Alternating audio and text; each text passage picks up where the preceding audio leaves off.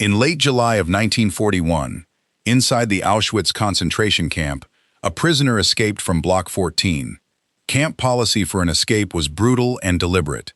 10 other men, chosen at random from the missing prisoner's own barracks, would be sentenced to death by starvation, left in an underground bunker without food or water, as a warning to everyone else.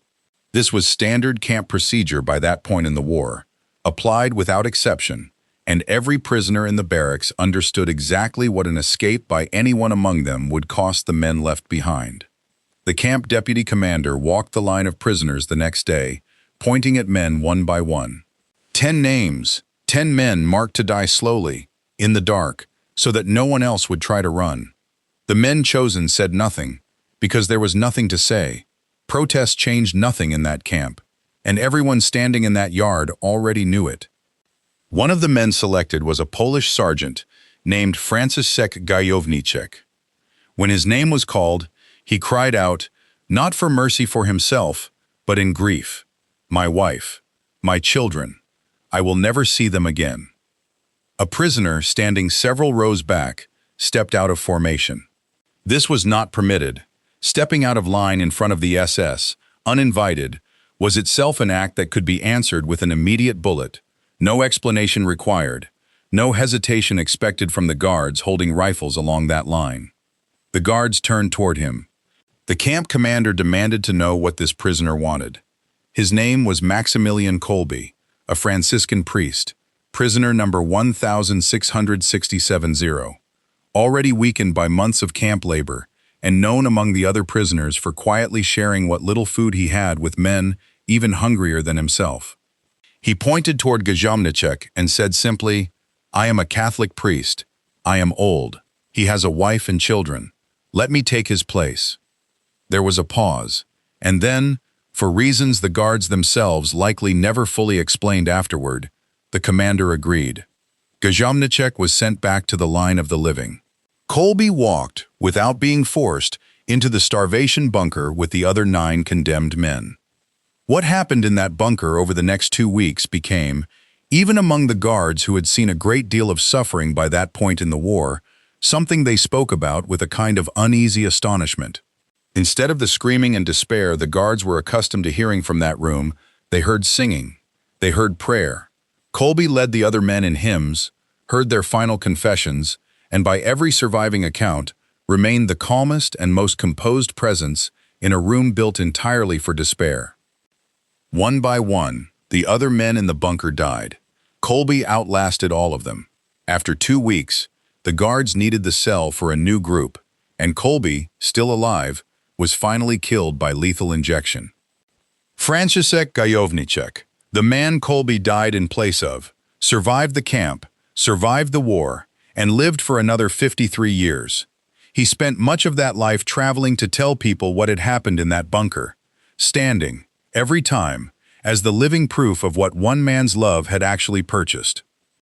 I begin with that story tonight because it is the closest thing history offers to a living illustration of the words the Apostle Paul writes in the 13th chapter of his first letter to the church at Corinth, a passage so familiar from weddings and greeting cards that it is easy to forget how radical and how searching it actually is. Paul writes this chapter in the middle of a much longer conversation about spiritual gifts, and that placement matters enormously for understanding what he is doing here. The church at Corinth was a congregation obsessed with the more visible, more impressive gifts of the Spirit, especially speaking in tongues, and this obsession had become a source of real division, some members ranking themselves above others based on which gifts they displayed most dramatically in the gathered assembly. Paul spends the whole of chapter 12 reminding them that the body has many parts, an eye, an ear, a hand, a foot, each one different, each one necessary, and that no single gift, however impressive it might look from the outside, makes the person exercising it more essential to the body than anyone else. He closes that chapter by telling them to earnestly desire the greater gifts, and then adds a single sentence that functions almost like a hinge, swinging the whole letter in a new direction. And yet I show you a more excellent way.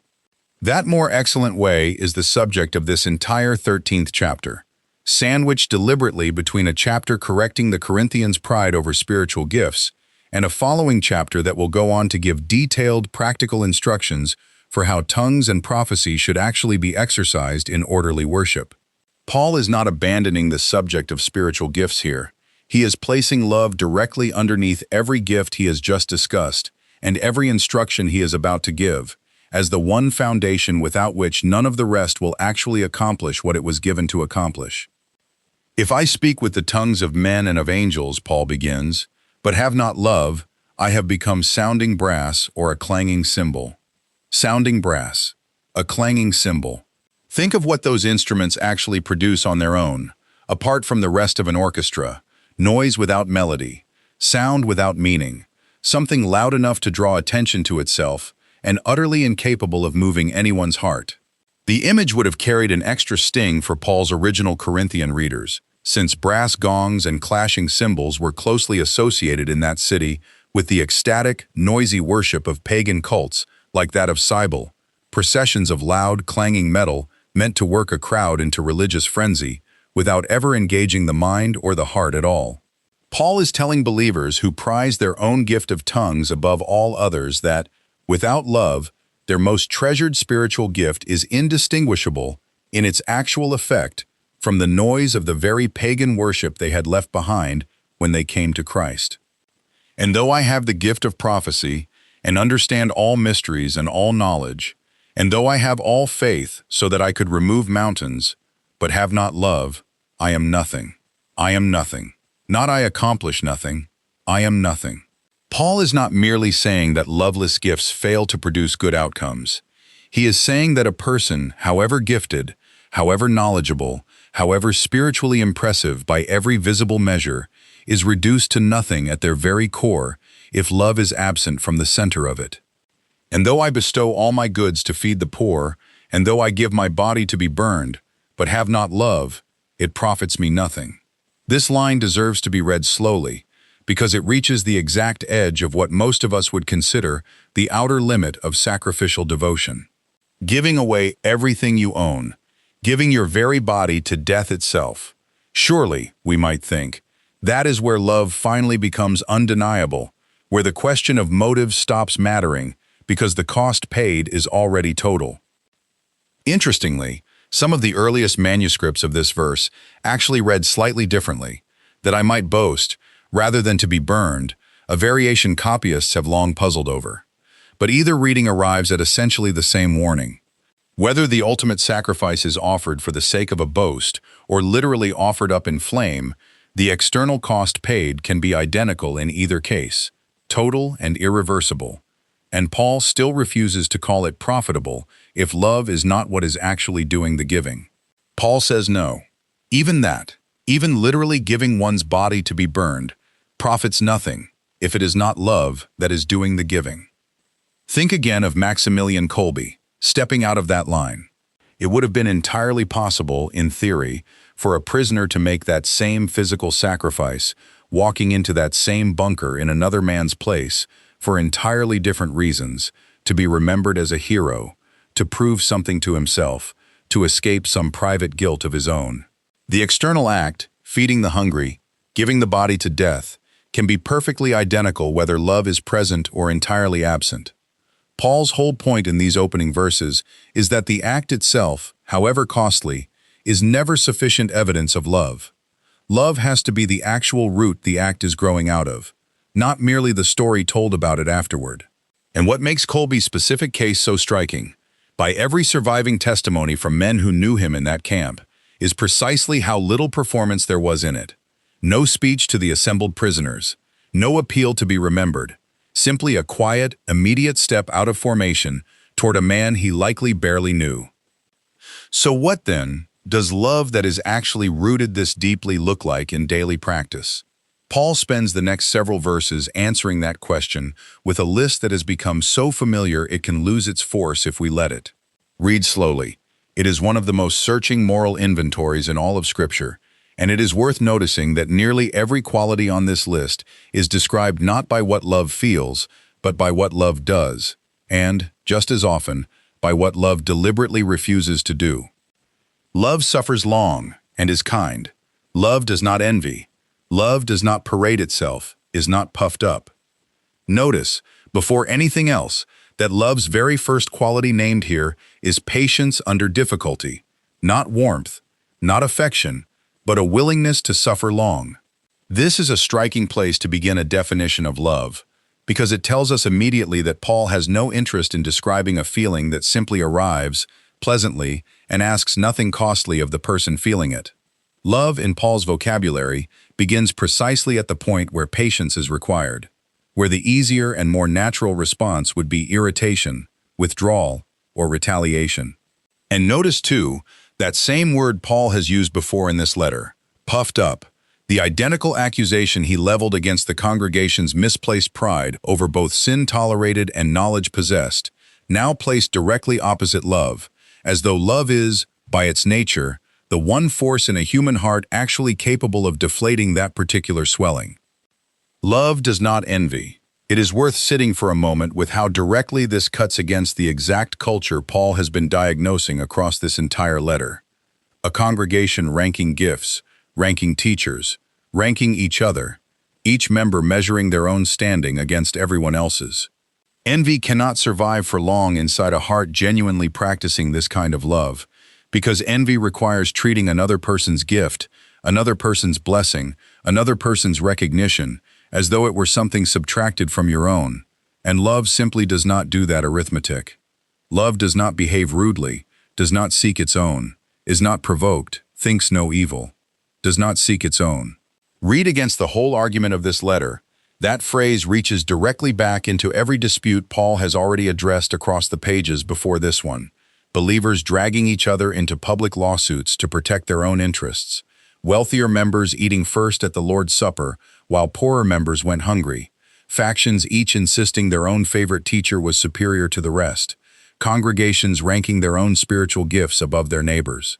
Every single one of those failures, traced back far enough, is a failure of this one specific thing, seeking one's own, rather than genuinely seeking the good of the person standing beside you. Paul has spent 11 chapters diagnosing a dozen different symptoms in this congregation, and here, almost in passing, he names the single root all of them share: is not provoked. The word carries the sense of a slow-burning irritability, the kind that keeps a private account of every frustration until the smallest new offense sets off a temper that has actually been building for weeks. Love, Paul says, does not carry that kind of accumulated grievance around, primed and waiting. Thinks no evil, in the older language, or in a more modern rendering, keeps no record of wrongs. This is love as active memory management, a refusal to keep a private ledger of every offense, every slight, every debt owed, ready to be produced and read aloud the next time an argument requires ammunition. Think of Franciszek Gajowniczek, walking free for 53 years, and consider what he never records anywhere in his own testimony, any account of resentment toward the guards, toward the system, toward the war itself, that overshadows the gratitude he chose instead to spend his whole remaining life proclaiming. A man who had every earthly right to nurse bitterness toward the machinery that had marked him for death, instead spent 5 decades telling the story of the one man who had stepped between him and it. Love does not rejoice in iniquity, but rejoices in the truth, bears all things, believes all things, hopes all things, endures all things. Bears all things, believes all things, hopes all things, endures all things. 4 verbs in a row, each one describing love not as a feeling that simply arrives and departs on its own schedule, but as a sustained posture, a decision renewed continuously across difficulty, disappointment, and time. This is not the love of a single dramatic gesture, offered once and then finished. This is the love that kept singing hymns in a starvation bunker on the 12th day, when singing had stopped making any obvious difference to anyone's survival, when every rational calculation would have suggested that hope itself was no longer a reasonable thing to keep extending toward men who were, by any outward measure, already as good as gone. Love never fails, Paul writes next, and then turns to something the Corinthians, so proud of their spiritual gifts, would not have expected to hear. But whether there are prophecies, they will fail. Whether there are tongues, they will cease. whether there is knowledge, it will vanish away. For we know in part, and we prophesy in part. Everything the Corinthians had been ranking themselves by, competing over, dividing their congregation across, Paul now tells them plainly, has a built-in expiration date. Prophecy will fail. Tongues will cease. Even knowledge itself, treasured and paraded as it was at Corinth, will one day simply vanish away, not because it was false, but because it was always partial, a temporary scaffolding suited to an unfinished building. Imagine how this must have landed on ears that had spent chapter after chapter arguing over whose gift ranked higher. Paul is telling them, gently but unmistakably, that they have been competing fiercely over furniture that is going to be carried out of the room entirely, while largely neglecting the one thing in the room built to last. When I was a child, Paul writes, I spoke as a child, I understood as a child, I thought as a child, but when I became a man, I put away childish things. There is nothing shameful, in Paul's picture, about childhood itself. A child's speech and a child's understanding are entirely appropriate to a child, exactly as they should be. The failure would not be in having once been a child. The failure would be in refusing to grow beyond it, insisting on childish categories and childish arguments long after the capacity for something fuller has arrived. Paul is asking the Corinthians, in effect, whether their fierce competition over which spiritual gift shone brightest was itself a kind of spiritual childishness, impressive by a child's standard of measurement, and due to be quietly outgrown. For now we see in a mirror, dimly, but then face to face. Now I know in part, but then I shall know just as I also am known. Ancient mirrors, made of polished metal rather than modern glass, produced an image that was real, but distorted, warped at the edges, clouded compared to what the eye could see when looking directly at the object itself. This is Paul's picture of every spiritual gift the Corinthians had been so proud of: prophecy, tongues, knowledge, even the deepest theological insight available to them. A real, but genuinely partial reflection, useful and even precious for this present age, and destined to be set aside entirely once we finally stand face to face with what those gifts could only ever gesture toward from a distance. There is something quietly humbling in that image for every generation of believers since Corinth as well. Our own most confident theological formulations, our own most treasured spiritual experiences, still only a dim reflection in an ancient mirror, however clear they may feel to us in this present moment. And now abide faith, hope, love, these three, but the greatest of these is love. Faith will one day give way to sight. Hope will one day give way to fulfillment. The object finally, actually possessed rather than merely awaited. But love, Paul insists, does not have the same expiration date built into it, because love was never merely a tool suited to this present partial age, waiting patiently to be discarded once something better finally arrives.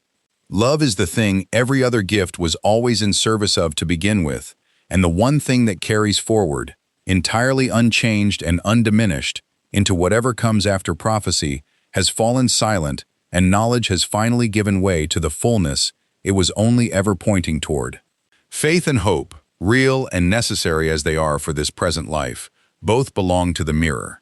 Love alone belongs equally to the mirror, and to the face seen at last without distortion. Franciszek Gajowniczek used to say, in the decades he had left after Auschwitz, that he wanted people to remember not primarily the horror of what happened in that bunker, but the fact that in the midst of it, a man had loved him enough to die so that he could go home to his family.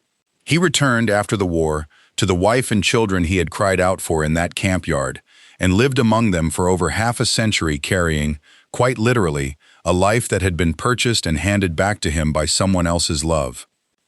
Every prophecy Colby might have spoken, every impressive gift he might have displayed across his priesthood, would have counted, in Paul's own accounting, as sounding brass and nothing more, had it not been for the one afternoon when love itself, quietly, without spectacle, without needing anyone's applause, stepped out of formation and asked to take another man's place. That is the portrait Paul is holding up in front of the church at Corinth, and in front of every congregation that has read this chapter since, not a list of impressive achievements to strive after, but a single, patient, unspectacular question asked of every gift we are ever tempted to be proud of. Is love the root this is actually growing out of? Because if it is not, Paul has already told us plainly what all the rest amounts to. And if it is, then whatever else fades, whatever other gift eventually falls silent, this is the one thing Paul promises will still be standing when everything else has finally been set aside.